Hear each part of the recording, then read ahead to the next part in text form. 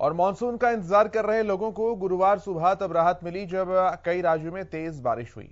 बारिश की वजह से पिछले कई दिनों से पड़ रही चिलचिलाती गर्मी से भी निजात मिल गई। बीते कई दिनों से उत्तर भारत के ज्यादातर राज्यों में तापमान 40 डिग्री के आसपास बना हुआ था, लेकिन अब इसमें गिरावट आई है। मौसम विभाग के मुताबिक आज 6 से 7 डिग्री सेल्सियस तक का तापमान जो है उसमें गिरावट दर्ज की जा सकती है। हरियाणा के कई जिलों में भी झमाझम बारिश हुई है। सोनीपत, फरीदाबाद, गोहाना, झज्जर, किलानौर, अंबाला, रोहतक, यमुनानगर, कैथल और करनाल की तस्वीरें हम आपको दिखा रहे हैं, जहां मानसून के आते ही बारिश ने गर्मी को हरा दिया।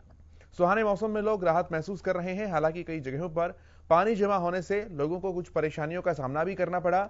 सीवरेज और सिस्टम जो है उसमें थोड़ी सी खामी दिखाई दी। सड़कों पर जलभराव, वाटर लॉकिंग की दिक्कत वैसी ही बनी रही जैसी कि हर साल बनी होती है और वाहनों की कतारें भी कुछ कुछ जगहों पर देखने को मिली।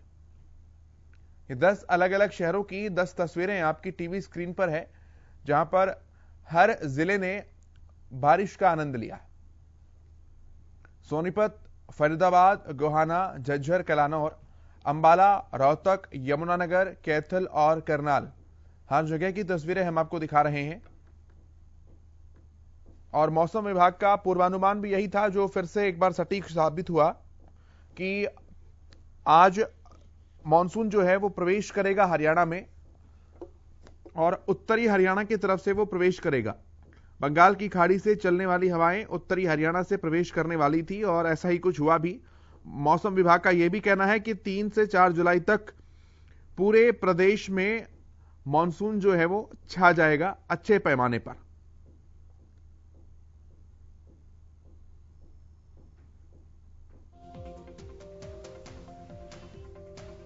तो चिलचिलाती गर्मी से जरूर राहत मिली है लोगों को। बीते एक हफ्ते में गर्मी बहुत कहर बरपा रही थी। यमुनानगर से सुमित ओबेरॉय हमारे साथ जुड़े हैं। क्या कुछ मौसम है यमुनानगर का, सुमित बताइए जरा।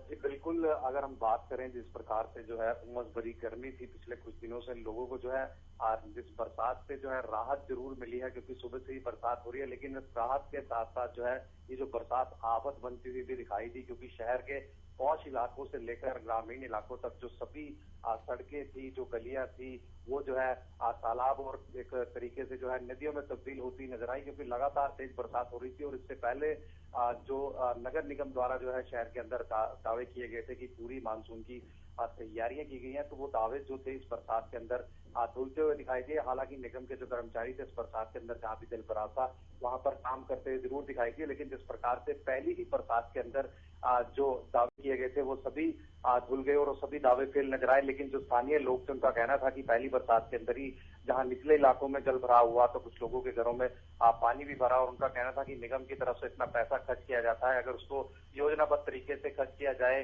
तो शायद इस प्रकार के हालात ना हो। तो इसको लेकर भी काफी लोगों का जो रोष था वो नगर निगम के प्रति देखने को मिला। जो वार्ड नंबर 8 का पौष इलाका है माल टाउन का, उनके पार्षद द्वारा भी ये कहा गया कि नगर निगम द्वारा अगर समय रहते बिल्कुल सही कार्रवाई यहाँ पर की जाती, जो नालियां हैं, जो नाले हैं, सीवेज, इनकी सही तरीके से सफाई की जाती, जो ढक्कन थे ढक्कन लगाए, तो सारी व्यवस्थाएं की जाती तो ये हालात ना होते। तो वही मैं आपको बता दूं कि जो स्थानीय यहाँ पर नदियां हैं सोम और बसाला, वो भी लगातार बरसात से उफान पर है। उसको लेकर भी प्रशासन ने अलर्ट जारी किया, और जिस प्रकार से चाहे वो बिलासपुर का इलाका हो या अन्य ग्रामीण क्षेत्र हो, तो लगातार ये जो बरसात थी आफत बनती हुई नजर आई। अभी अगर हम बात करें कुछ देर से पहले बरसात धीमी जरूर हुई है, लेकिन सुबह से जिस प्रकार से लगातार बरसात हो रही थी उससे कुछ लोगों को जहां राहत महसूस हुई, क्योंकि जिस प्रकार से चिपचिपाती और उमस भरी गर्मी थी, लेकिन उसके बाद जो लगातार तेज बरसात हुई तो वो आफत बनती हुई नजर आई। अब देखना होगा कि जिस प्रकार से लोगों को परेशानी हुई थी कि निगम द्वारा जो दावे किए गए हैं पहली बरसात में, तो खैर वो दावे जो है धराशायी हुए हैं, लेकिन आगे देखना होगा कि किस प्रकार से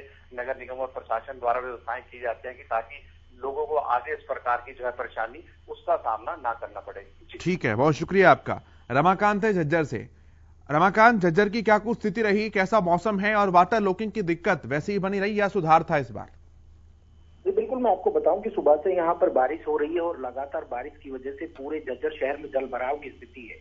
और आम लोगों से जब हमने बात की तो उन्होंने साफ तौर पर कहा गर्मी से तो हमें निजात मिली है, लेकिन जो जल भराव है वो कहीं ना कहीं आफत लेके आए हैं।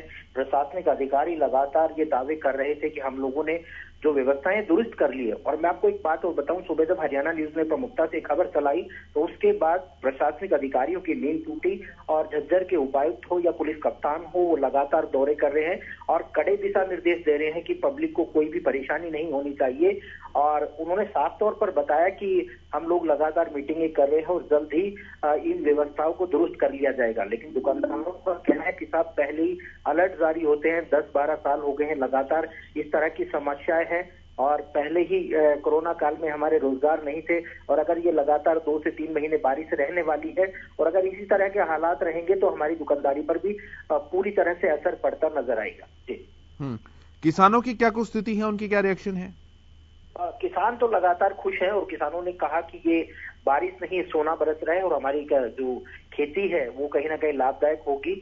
और लेकिन जो शहरवासी है वो इससे कहीं ना कहीं खफा नजर आए और किसान कहीं ना कहीं, किसानों को पूरी तरह से राहत नजर आई और किसान पूरी तरह खुश है क्योंकि जो फसल का समय है और उसमें जो बुआई होगी उसमें जो ये बारिश है वो कहीं ना कहीं वरदान साबित होगी। जी निश्चित तौर पर। बहुत शुक्रिया आपका जानकारियां साझा करने के लिए रमाकांत।